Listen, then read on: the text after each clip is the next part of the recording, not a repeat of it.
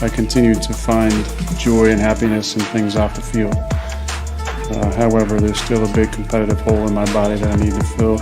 I know I can still play, and I want to still play, and as long as I feel like I can give 100% to the team, then I should still play. Do you expect to be a Packer next year? Yeah, I really don't know. I mean, I think things are in that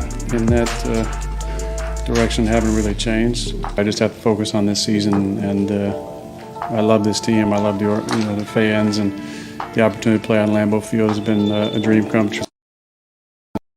Really special. I'm just going to enjoy this season like I did last year, have the right perspective, and then make decisions at the end of the season.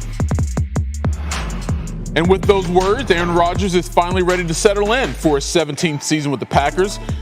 And as he and the front office try to move past all the drama, the question for the fans and media, what impact will all of this offseason noise have on the upcoming season?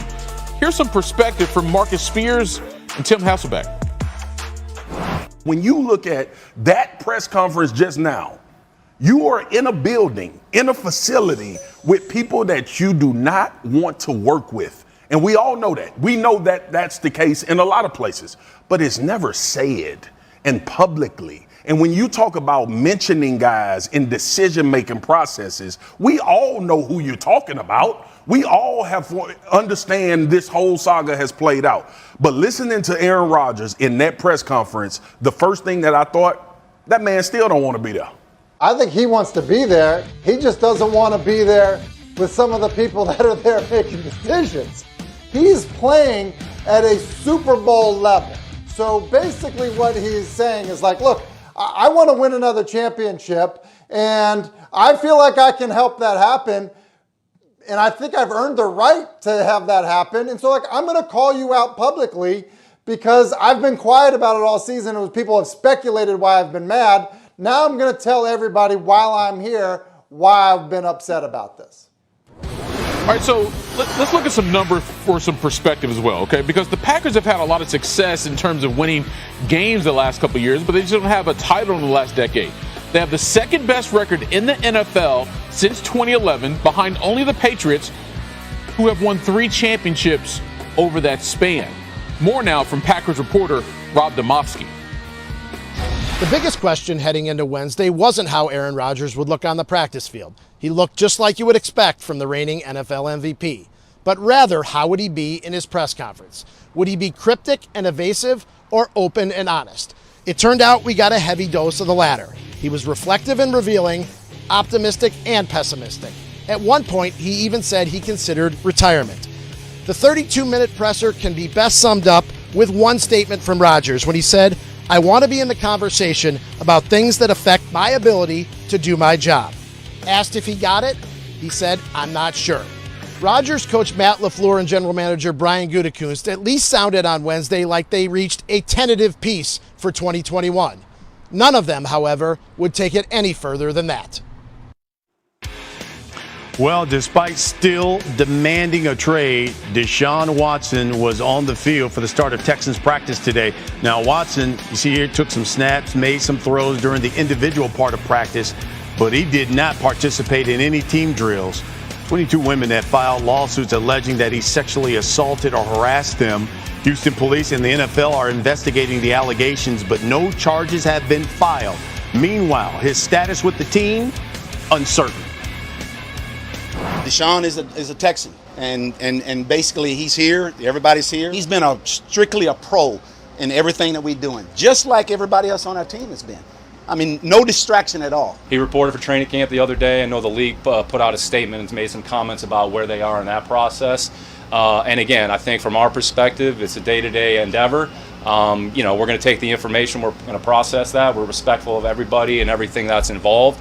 So we'll kind of take it one day at a time. And, ultimately we're going to do what we feel is best, for the Houston Texans. There's been a lot of speculation about what the Texans will do, about a lot of different scenarios. I mean, quite frankly, a lot of it's speculation. I'm not going to comment about a bunch of rumors about what we've done, what we're going to do, what the plan is.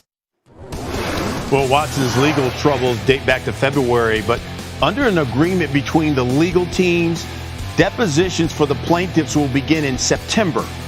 Watson won't be deposed until February of next year. Meanwhile, the NFL says there's no restriction for Watson participating with the Texans, who are willing to trade him.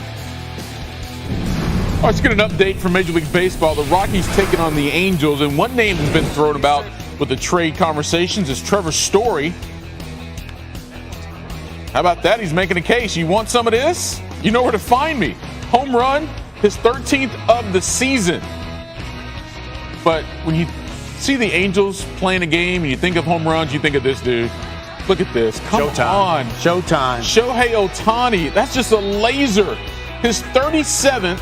He has 20 in his last 34 games. And by the way, those 37 tied for the fourth most before August since 2000.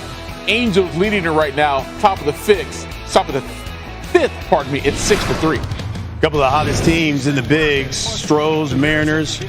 Astros 2 games back of San Francisco, best record in the big leagues. Top of the fifth. And Yuli Gurriel having himself a game. Sends this one to center, his 11th of the season. Yusei Kikuchi was like, man. Throws up 4-zip to the 6, 2 outs, runner on second. Gurriel again. Pops this one to center.